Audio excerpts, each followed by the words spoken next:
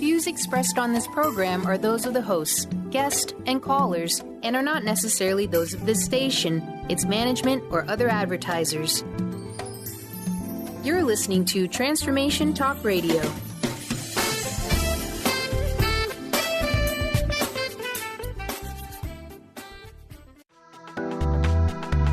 This show's audio was via a Skype call. Are you ready? The Kornelia Stephanie Show. Wake up to love, your call to action. Join Kornelia as she empowers others to live heaven on earth. Kornelia teaches listeners how to be the authority over yourself, embracing your inner guru. Feel yourself uplifted into limitless expansion, integrating ease and grace in a changing world. This show will cover topics such as unconditional love, your physical body, how to be in extraordinary relationships, create financial and emotional wealth, embracing entrepreneurship in the new earth. Thank you so much, everyone, for tuning in. Have I got a wonderful, wonderful show for you today. First, I wanted to give some acknowledgement before we get started. I wanted to thank so much Transformation Talk Radio and the staff.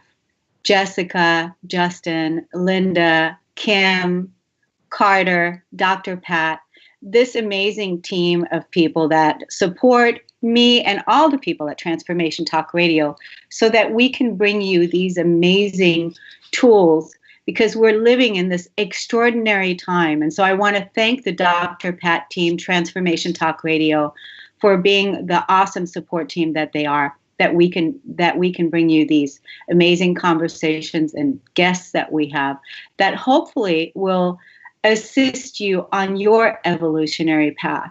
Because right now we all are living in these extraordinary times, and we don't have it all figured out. And we don't know how to do all of this. But what we do know is that we're following our heart. We're moving our physical bodies into higher vibrational ways of living and being, and creating a new world.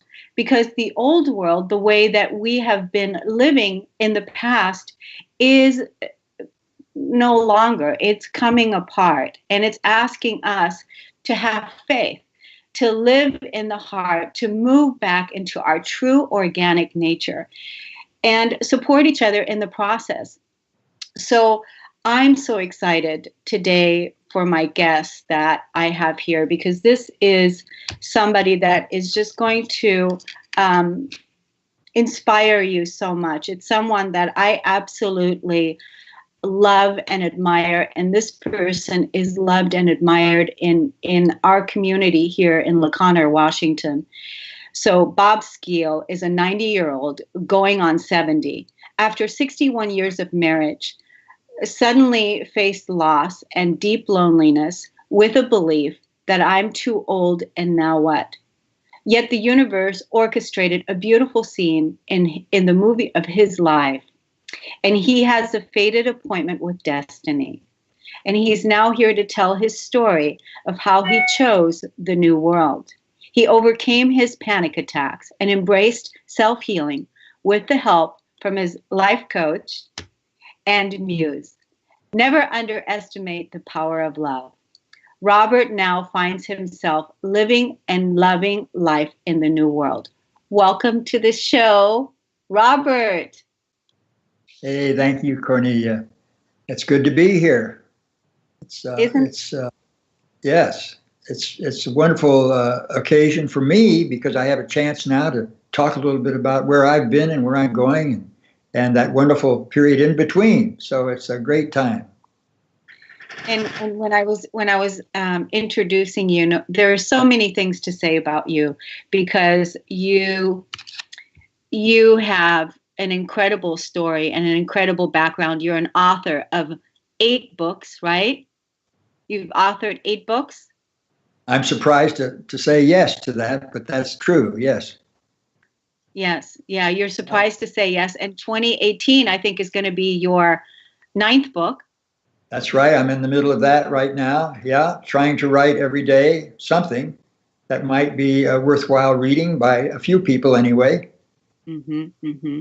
But having fun doing it. The thing about it for me is that I learn a lot in the process of trying to write something that I want to share with other people. And I really believe in that idea that everybody should be sharing what they're thinking and doing, because we want to seek clarification, understanding every step of the way. So I'm excited to write. I'm excited to be thinking, able to do both, either left-handed or right-handed, but really happy with the process.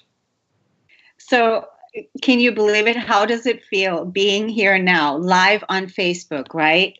And here you are at this stage of the game, and we've been talking about this for years. And how does it feel actually to be here now, loving your life?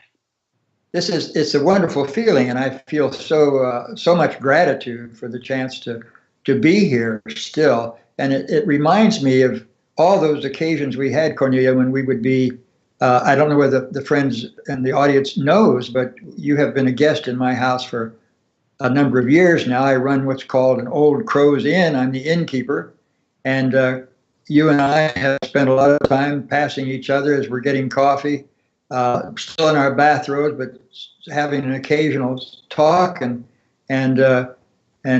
finding in those conversations these priceless experiences that we have together, talking over any number of things and wishing at that point that we had other people listening in on it so that they could pick up where we were, because we're not sure we could ever repeat it. But here we are now. Here we are, have a chance. The weird thing about it is, though, that you're upstairs and I'm downstairs right beneath you here talking. This is not the way we usually talk. So this represents some sort of change, but nevertheless, the important ingredient is there, and that is our ability to converse with each other and share it with other people. So I'm all for it. It sounds great. Wonderful. It's incredible how here we are with technology, doing it this way. And I know that as I expand with this radio show and set up my new studio, I'm going to make it even more better as time goes, because it's really only been a couple months now since I've been live on the radio, and it's been an incredible journey. That's why having you on today is really special to me, because a lot of the people that I've introduced here on the show, everybody, as a matter of fact, that I've brought on have been people that have worked with me personally and that have moved into their authentic truth, or are moving into their authentic truth, that have moved into their empowerment and released and made peace with their past. And that's part of the reason why I want to introduce the guests that I've been working with personally, so that they can tell the story of how powerful this work is, how powerful it is looking inside of yourself, learning how to emotionally process, learning how to shift negative limiting beliefs into more empowering beliefs, what's true for you, learning how to do all of these things that we're capable of doing within ourselves, and learning how to trust our own inner authority. And so that's the joy of what's happening now, and sharing it with as many people as possible. And here you are, a person like yourself who is 90 years old, going on 70, and you are such an inspiration and pillar in the community, because people can't even believe when they look at you, they can't even believe that you are 90 years old. And so do you feel 90?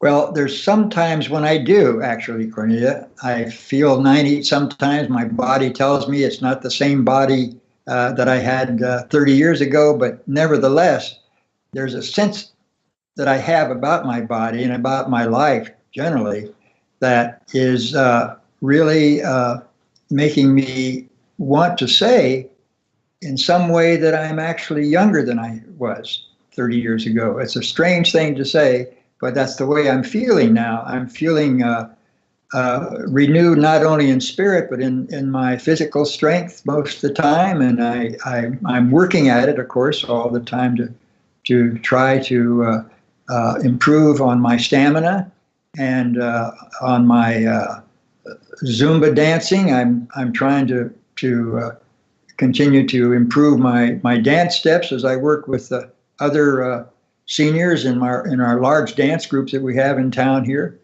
I try to work all I can every day, practicing my exercises, my yoga at home yoga, walking every time I get a chance to, instead of getting in a car. If I can avoid the car, the better it is. I'm also trying to spend a lot of time focusing on my diet. I'm very concerned about what I eat anymore, and I feel that the thing that we really need to focus on is what we put in our bodies. It's really important, becoming increasingly important, that we understand all that goes on and the effect of what we eat on our bodies. I just want to be in the most healthy state I can, and that's not just my physical health, it's also my spiritual health. And I've undergone a whole new experience with the importance of the spiritual life in a way that I never have had before, even though I've spent a lot of time working in that area.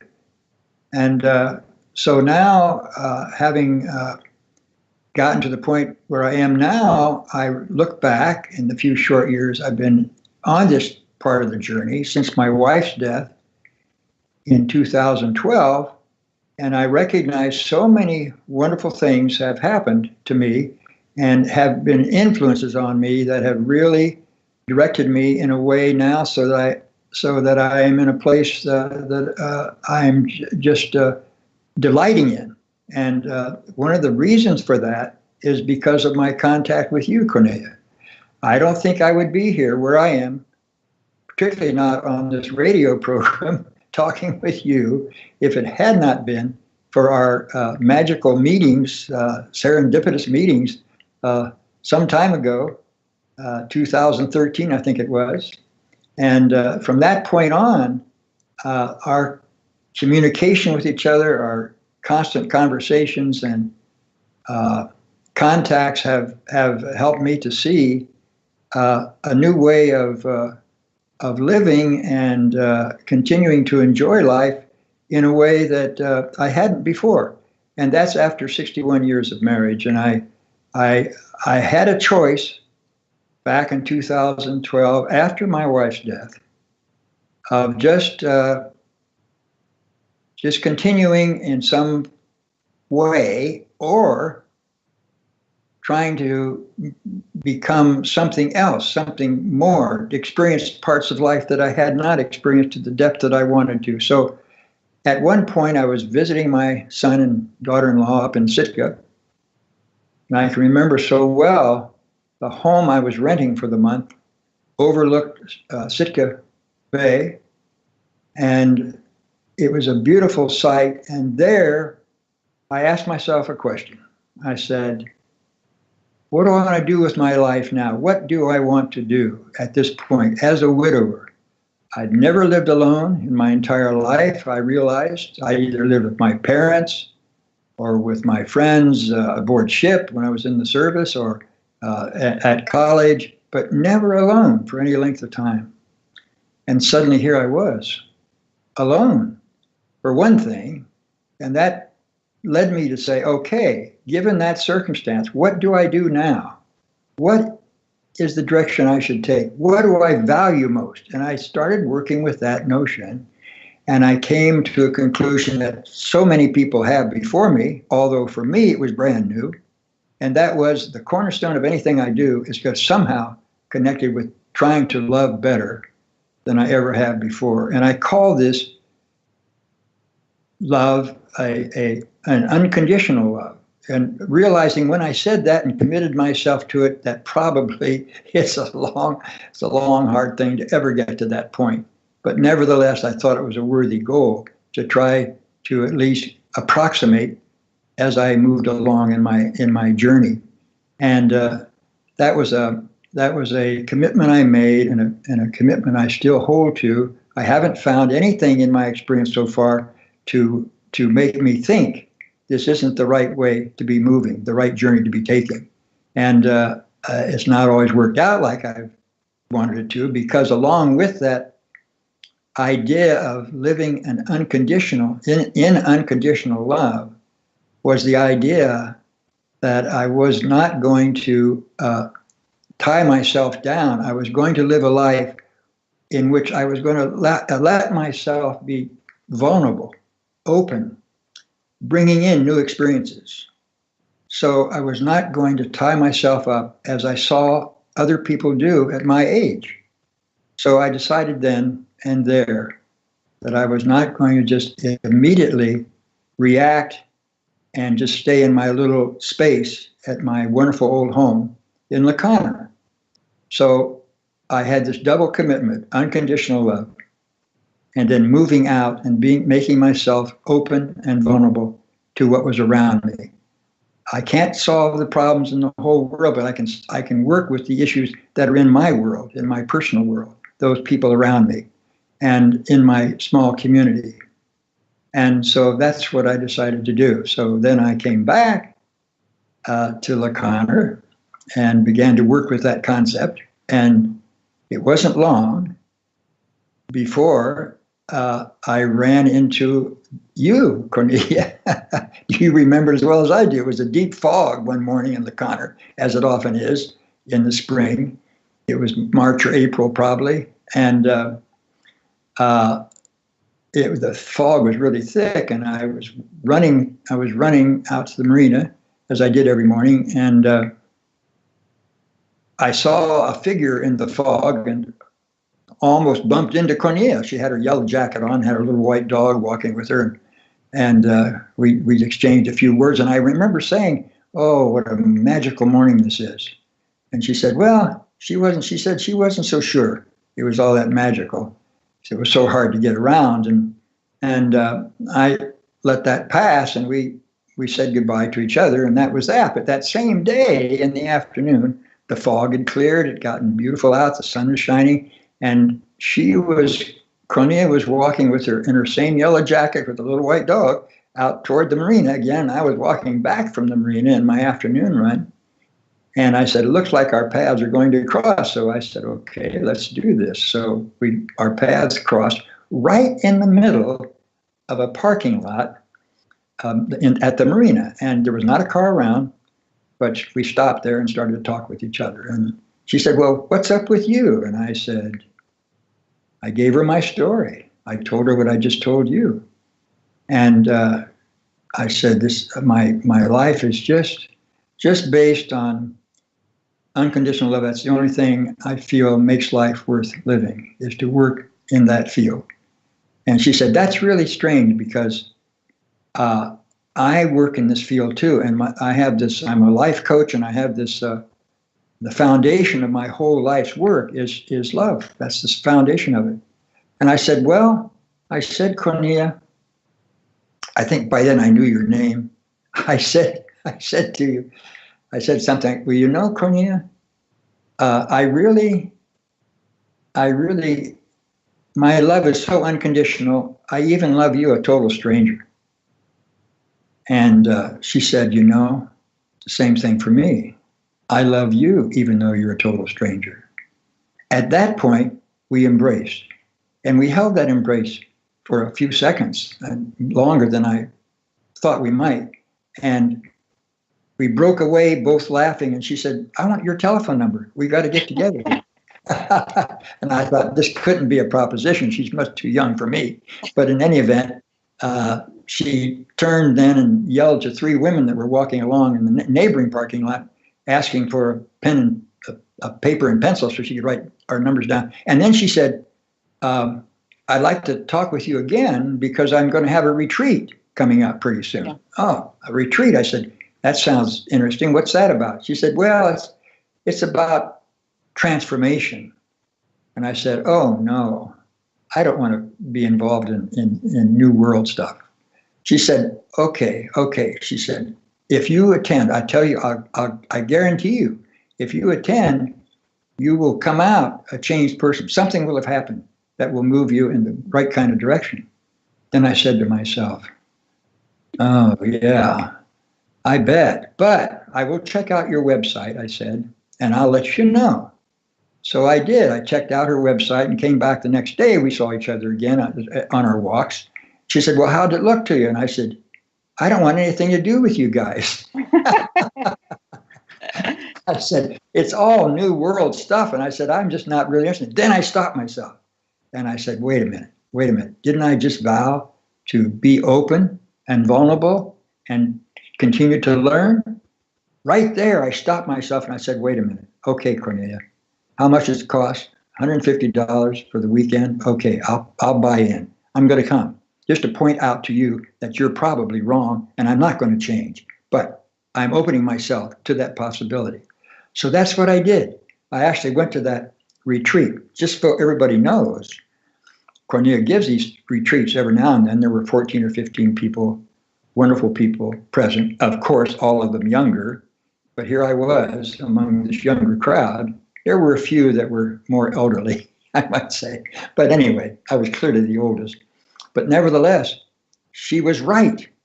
It did change my life. And that was the wonderful thing. And it did it in such a simple way, just by helping me to see that it was okay to open up, to discuss things that I hadn't discussed with anybody for a long time. And they were, the views I were getting back, the reactions I were getting back were from younger people who had a liveliness and an alertness about their things. And they were listening hard and also sharing with me where they were. And I felt the impact of that whole conversation for over those 3 days was just beautiful and really was moving. And it did change me. It started me on my journey that's still in progress now. And it's been, for me, a very exciting journey with all sorts of aspects to it that we can spend time talking about. But I'm really happy to be here with Kornelia now and be in this place because Kornelia has been instrumental in helping me get here. And I wouldn't want to ever leave anybody thinking that she had anything but the singular important part to play in my life, because she has. It's been a wonderful relationship, a working relationship, a spiritual relationship of the first order. And I've never really had anything like this before. And I'm just so delighted and so grateful and having so much fun on top of everything else. So that's where I am, Kornelia. I know, that's beautiful. Thank you so much for sharing all that. The retreats certainly are fun. But, what we want to focus on right now is you. We want to focus on how you have really faced some of the things that so many people right now are having a hard time with, facing loss, facing illnesses, facing depression, facing themselves for the first time.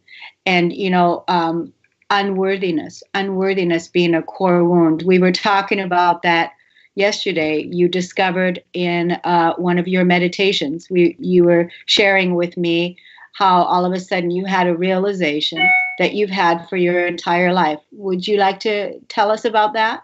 Sure, Kornelia, I'd be happy to.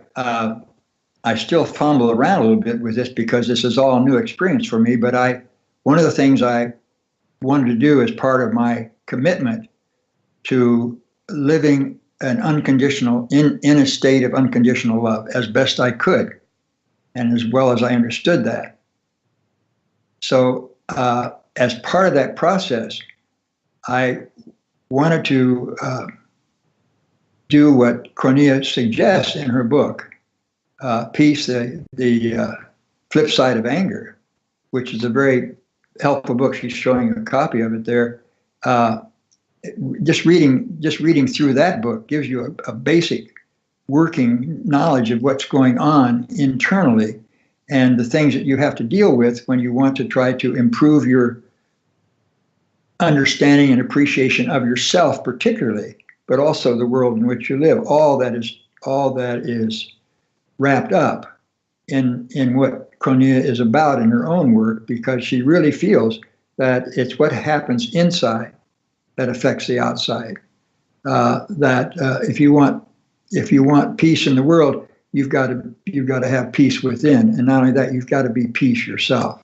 So that's what that means. And so I've taken that seriously, because I was interested in that, because as I said to you, I'm opening myself up to learn something new about anything, but particularly about myself. And I realized early on that I had a tremendous amount to learn about myself, and that one of the ways I was going to do this was, number one, read a lot of the right books. And Kornelia's book is one of those. Marianne Williamson's book on Return to Love, which Kornelia recommended, is another basic book. It's based on the Course of Miracles. And that's a wonderful foundation for gaining more self-understanding.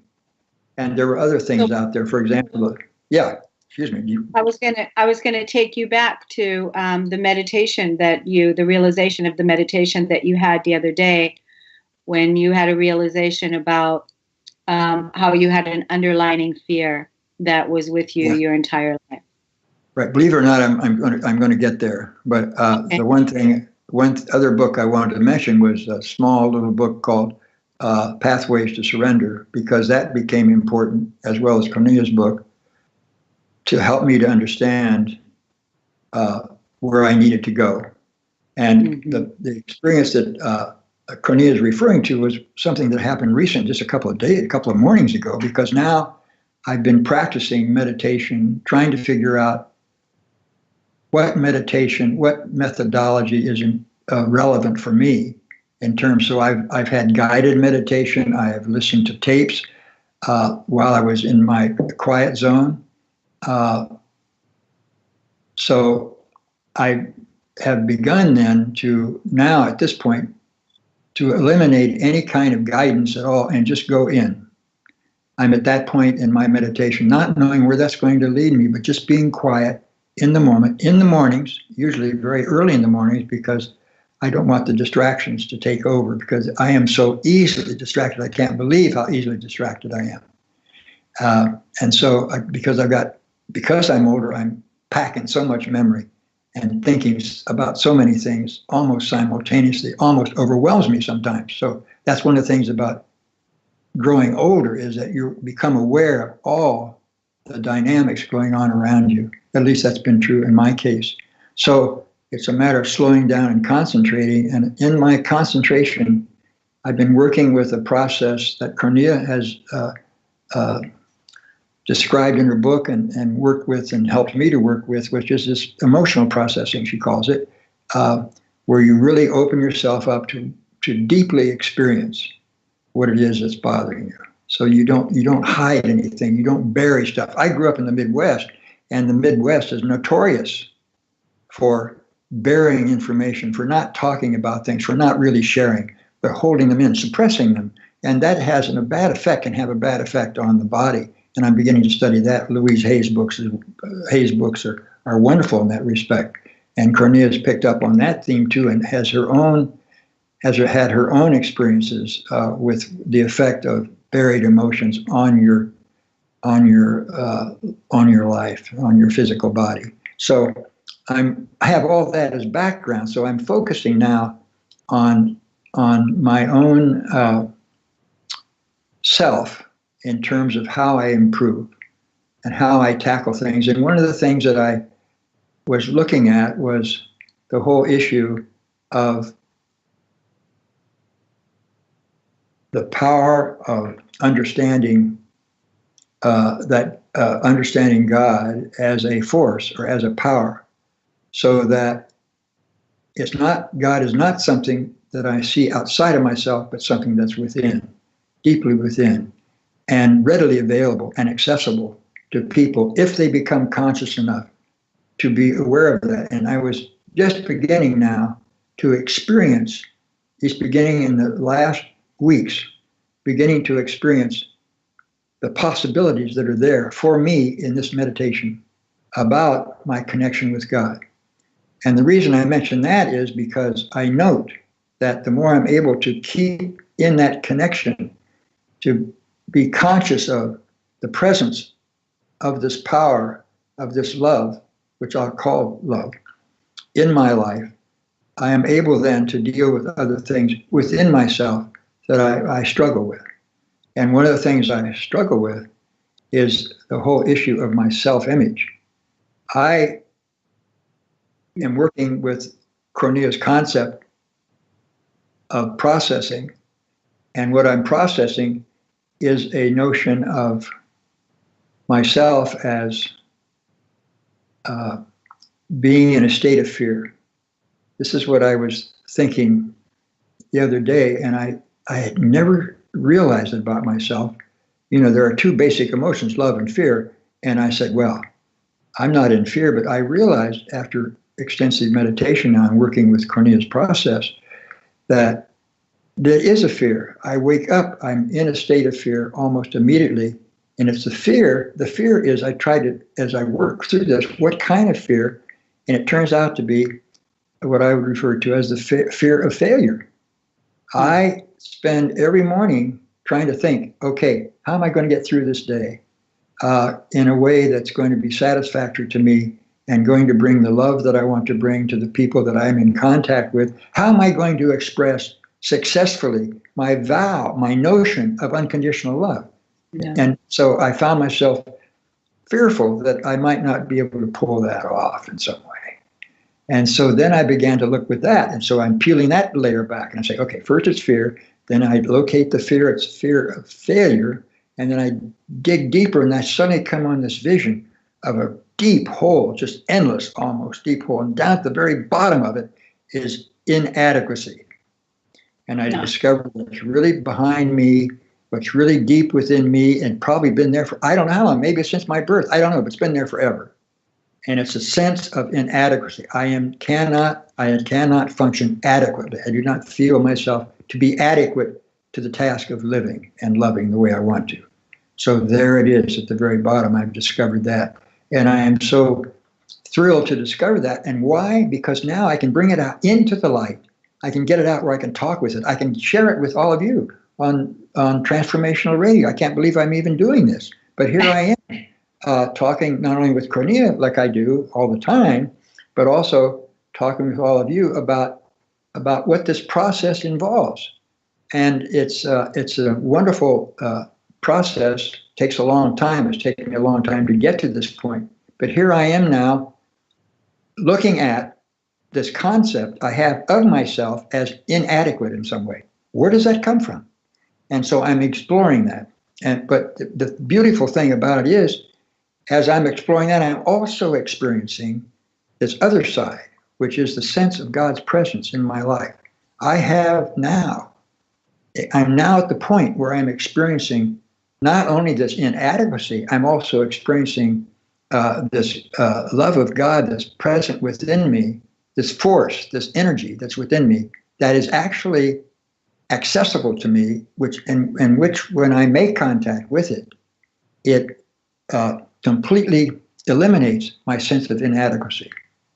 Excellent. And so I come to the conclusion then that the only way I can live, the only way I can possibly want to live, is to be in constant contact with this reality within me, this whatever you want to call it, God, Holy Spirit, life force.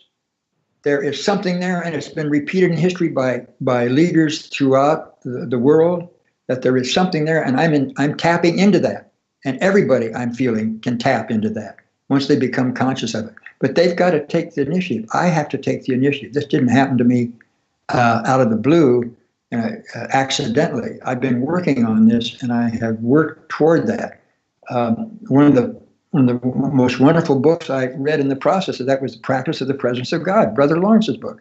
Many of you may know that, but if you don't, you should get it's a small book, but it's powerfully packed because it actually expresses a way of thinking about God within the Christian tradition. But it's easily expandable to anybody in any religious tradition. And I just find myself using the wordage that Brother Lawrence uses, or the people that wrote about Brother Lawrence, in my own practice, because practice seems to me to be just the exact right word to be using. Practicing. I'm not sure that practice makes perfect. I'm not sure I would go that far, but it's certainly what I feel I need to make any headway at all. And so I'm saying, oh my word, if I can just live in this presence, if I can just be conscious, the more I can be conscious, that the better I'm going to be, because it'll help me to reach that level of confidence, overcoming inadequacy, overcoming any sense of lack of self-worth, anything that prevents me from being truly the person I think I really am at heart. An authentic human being who has something to offer to other people and also appreciates what other people bring to him. So I am just in the midst of this right now, Kornelia, and I have nothing to offer anybody else. I can only share with you where I am. And for me, it's a really exciting place to be. I don't care what age you are. It's an exciting place to be. And I am just so happy that I am now discovering for the first time not only a level of happiness, but a sense of joy about what I'm doing. A sense of joy is really exactly it. Yeah. Okay, Kornelia, that's where I am. That's so beautiful. I love listening to you. At so many different times I wanted to intercept, but you're on such a flow right now that I just wanted to see you flowing and going. But the one thing that stands out is when you're talking about being in that place where you are in your divinity, and how you just want to be there continuously. That is the part of the awakening to remembering that we are not separate from our divinity, that we are not separate from God, that we are at one with God. You and I are going to have another conversation next week when I bring you back, where we're going to talk about religion, God, spirituality, and we're also going to take callers next week that can call in and that can ask you questions and that can ask me questions 30 minutes after we go live. And I'm going to be gifting one lucky caller $100 bill. And you're going to have to tune in next week, because I want to tell you about how that $100 bill is making its way into your hands. And so next week for that. And then, of course, we're going to talk about religion, spirituality, all these different things. But, healing the core wound, the separation is for all of us, is that, God is not separate. And that's part of our work, is releasing the feelings of separation, releasing the feelings of inadequacy, releasing the feelings of not worthy, not good enough, releasing the feelings of failure, because none of these things are really true. Because if we are in alignment with our divinity and our humanity at the same time, we as multidimensional beings are able to have that capacity to be this amazing human that can hold space and compassion for yourself, and at the same time have your higher wisdom and your divinity present at the same time.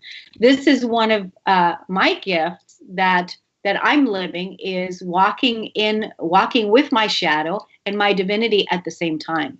And so it's a wonderful walk, because everything that has been in the dark about yourself, that you don't like about yourself, that you don't love about yourself, that you don't that you haven't loved free, is one of my mantras, is coming up to be healed and to be loved, so that everything can be brought home within you, because heaven is a state of consciousness within. And so it's wonderful to have this conversation with you. I want to be able to tell the listeners about a little bit more about, your 61 years of marriage, how all of a sudden you were faced with that loss. And then you also overcame panic attacks. And I want to touch a little bit about that. So feel free to answer where you are right now with that. Sure, Kornelia, thank you. Going back, I have to take you back to 2012. or even before, really. My wife, Joanne, developed Alzheimer's. And this dementia, as you know, goes nowhere but downhill. It's a downward spiral. I could just see it now, just circling around as she got worse. We would repeat ourselves going through the same experiences, but each time we did, it was a little worse, a little different, and a little more discouraging and disconcerting. And finally, Joanne arrived at the point where I was forced to place her in a memory care institution, which I could spend a lot of time talking with people interested in that question, because what I discovered was that there were people in that particular institution, that particular facility, that loved Joanne, could care for her actually better than I could. So with great reluctance, I placed Joanne in the care of these wonderful people, and they took good care of her. But the result of that was a experience of loss that I've never had before in my life, and I hope never to have again. That was a horrible experience. And I now work with a group of caregivers who have loved ones in various degrees of dementia of one kind or another, because there are many kinds of dementia. And when it comes to placement, they all say the same thing I experienced. They all describe it the same way. It's just horrendous, because it's the time you realize that things are never going to be the same, that you're going to be leading separate lives. And one thing I quoted in one of my poems I wrote about this, called Separation's Grief, was this statement. Joanne, this is what I wrote about it at one point. Joanne, memory shot, dead to me, but still alive. And that's what happens. I drove home after I'd placed Joanne as gently and as lovingly as I could in the hands of these wonderful people. Driving home, I couldn't see my way because I was crying.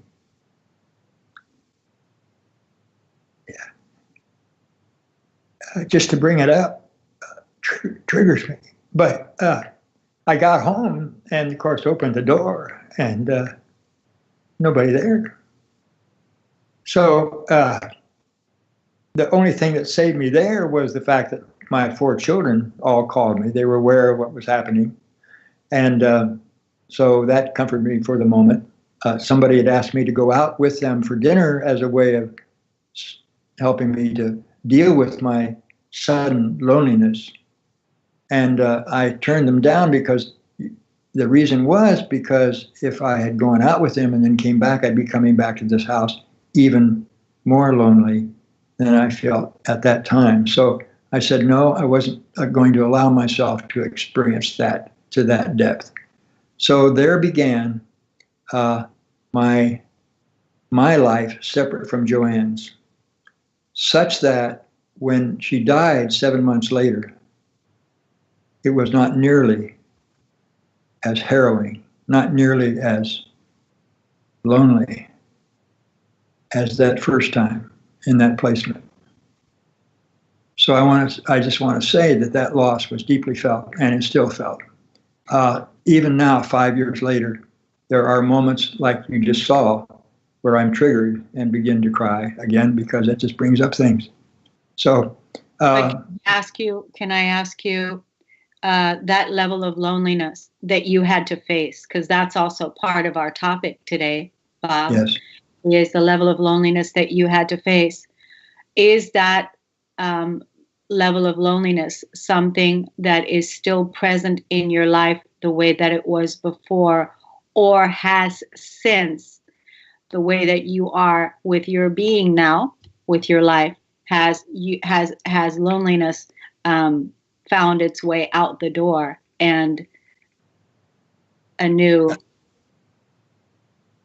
That's exactly what is happening, Kornelia, is the latter. I have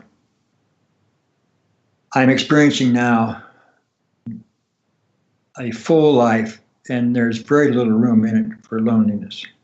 There just isn't much. There just isn't much loneliness in my life anymore, except at the bottom, there is this feeling that with all the wonderful experiences I'm having now, there is this little inclination saying to me, yeah, but what about a partner for you? What about someone for you? And so I'm leaving here as part of my philosophy, of my working philosophy, I'm leaving myself open to consider that, to consider someone, even at my age, joining me for a partnership that would be the kind that in which we would find comfort in each other and be able to express our love to each other in ways appropriate to our age. And I think that is just a wonderful thing to envision. But so many other things have happened that now has become only an alternative.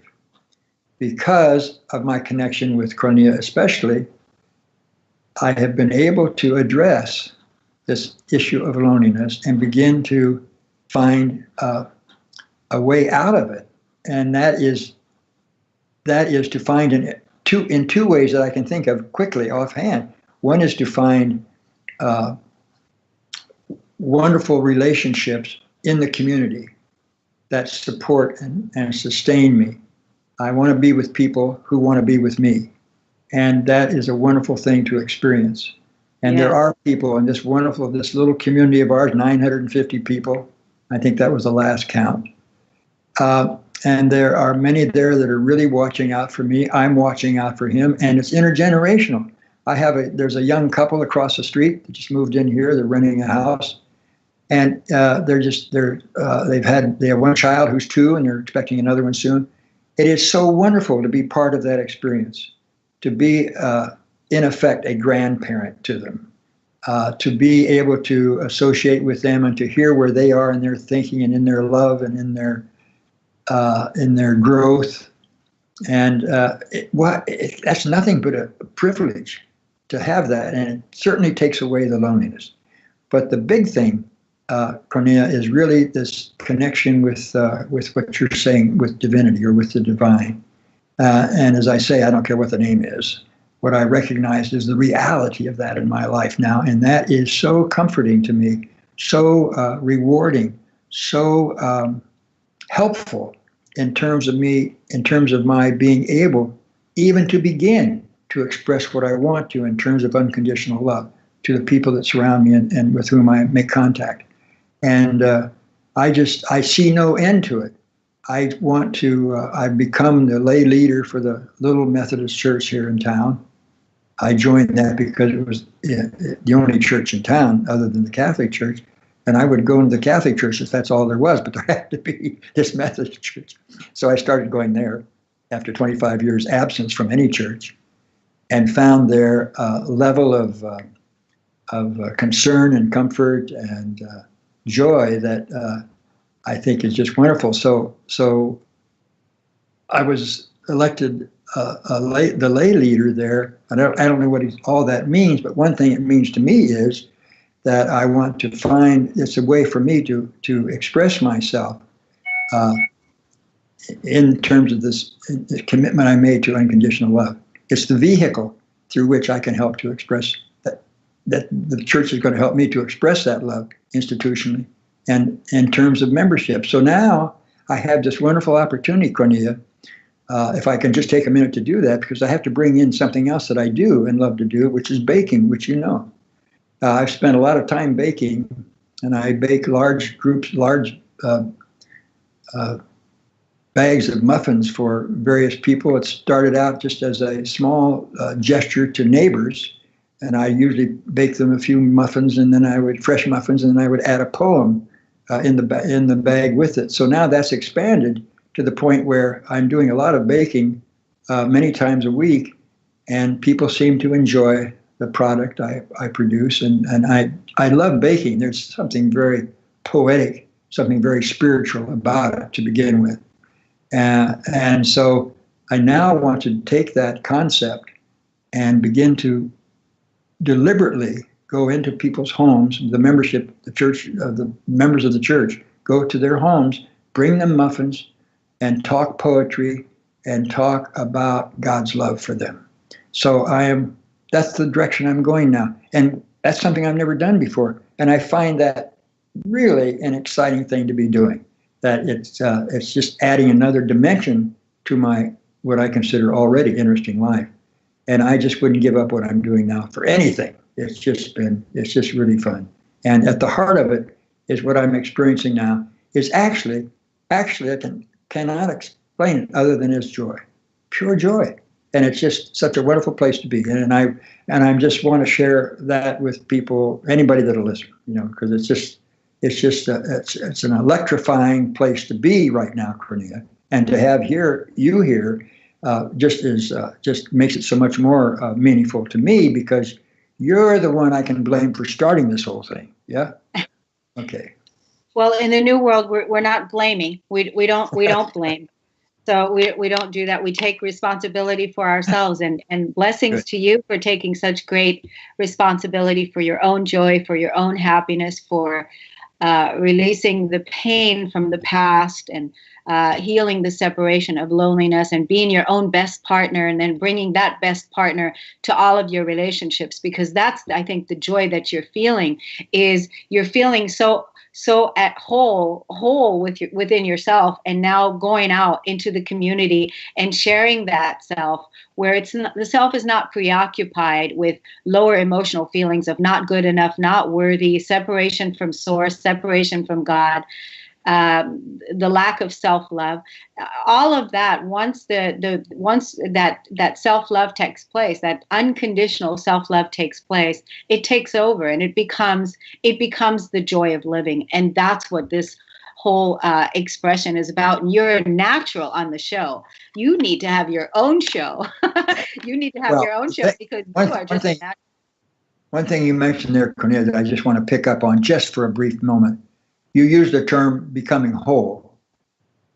That this wholeness you're thinking about, I think in terms of the alternate meaning for that is wholeness, holiness.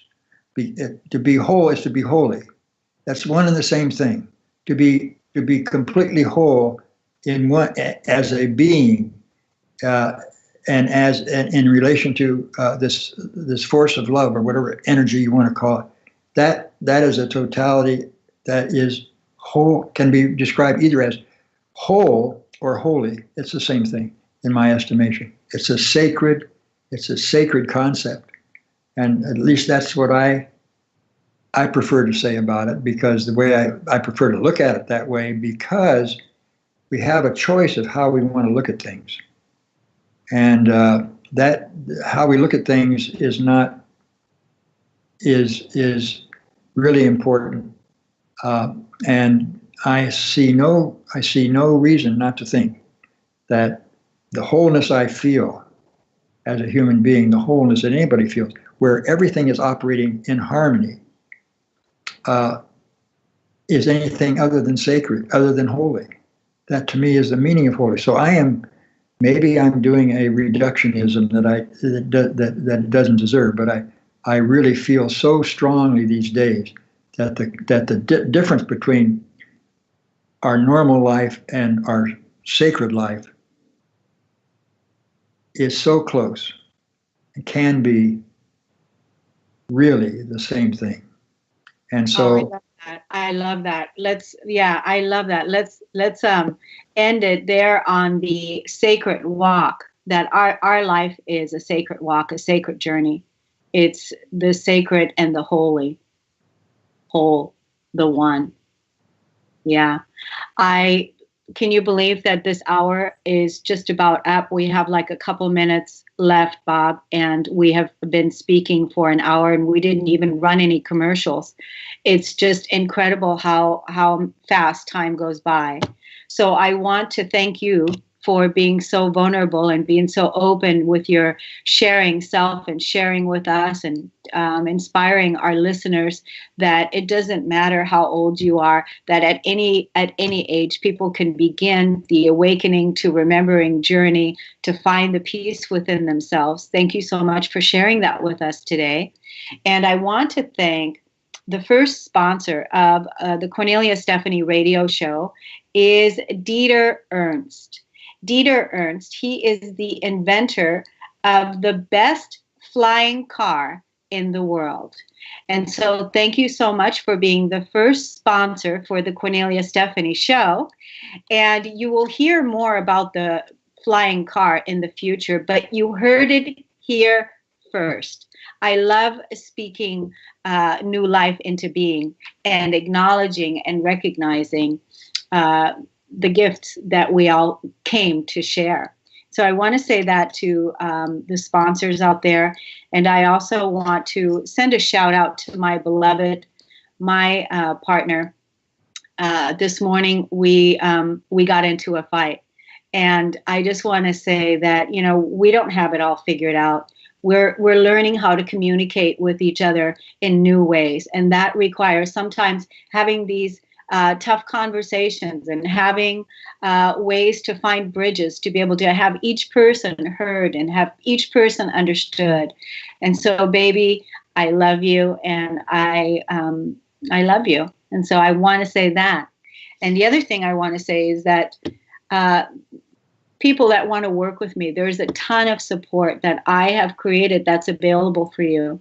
Every single day, I have an online membership program that is a global membership community, and everybody should sign up for it. It's only $10 a month, and it is daily inspirational messages straight from source, straight from the inner authority that I share in an online community that are 5 to 10 minutes long. They have audio messages and text also. And then this is an opportunity for me to share my gifts and bring my creations into being, and then also share them within an online tribe so that we can have communication about creating the new world together. So that's one. Go to KorneliaStephanieVIP.com, and it's part for raising your daily vibration. That's part. Bob is the one actually that is my editor, and he edits all of the daily messages that I record, and so we make a wonderful team there. And then I also have, if you want to coach with me, you can go to KorneliaStephanie.com and look under my coaching packages. And I also have a course that I created that's going to be launched in January, on January the 8th. It's an e-course, and you can look under KorneliaStephanie.com under Evolve, and there's courses listed. It's a 21-day peace course, and it really assists you in creating your own inner peace garden. And it's audio recordings. And take a look at my website and see if this is something that would interest you for the new year. And then also give it as a gift to someone else, because so many people, like Bob said, it's not about what's happening out there. It's about our own inner community, the people that we see every single day. That's where we can support each other. That's how we can change the world. That's how we can show up for each other. It's about building our beloved community in our communities. And that's one of the things that I really prize in being here in La Conner, because we have been able to have this small pot of people that where we can express our joy. And it's a wonderful way to do that. And so I hope that you reach out for support, because part of this is you're not alone. And we are moving at the speed of light. And so just know that all of this has a purpose. And you can, too, discover the joy within your own inner being. So, Bob, do you have any final words that you want to share? Would you like to read one of your latest poems with us? Sure. I don't have anything available right now, but the one thing I really wanted to say, to break in just at this one point, is that, as you mentioned, I edit your daily membership posts that go out to, and in the process, I'm learning an awful lot with that. But the other thing about it is, the wonderful thing about being a member and participating in this on a daily basis is that you have a chance then too to express your own views too. And you get the membership talking to each other. That's another form of sharing, which another way of telling our stories on an ongoing basis. And I think that has been so wonderful for all of us to have a chance to communicate with each other in this format. And I really think it's, so I just back you up and support you in this idea of getting everybody. I'm a member, have been right along, and I wouldn't miss it. So I just really think it's such a wonderful experience and can do nothing but just help in the process of our journey. Yeah, it's a great thing. Thank you. Do we have enough time for a poem? I think so. I haven't heard anything, so I think we're okay. Why don't I give you one? Why don't I give you a poem that I have to read it here, so I have to get my face off camera a little bit. I wanted to just to highlight. I was trying to put in poetry what it is to lose somebody. This is 4 months. Is that all right to do that? Yeah, that's perfect. Okay with you? Okay. Yeah. Okay. So this was my way of trying to express my loneliness in form of poetry. It's called 4 months now. 4 months now, the nights are black, thick with absence, dense with truancy. Every now and then a break, blurred vision dried, driven by nature's call.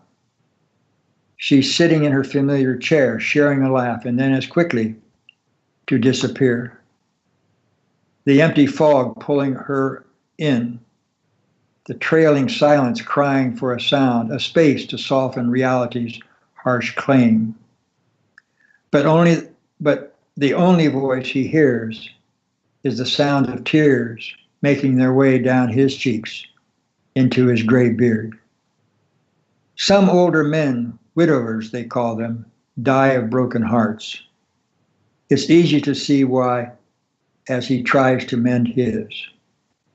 He has buried her ashes in the earth, and now, to start a new life, he buries her pictures in a book, as if the closed pages will shorten time's slow mercy.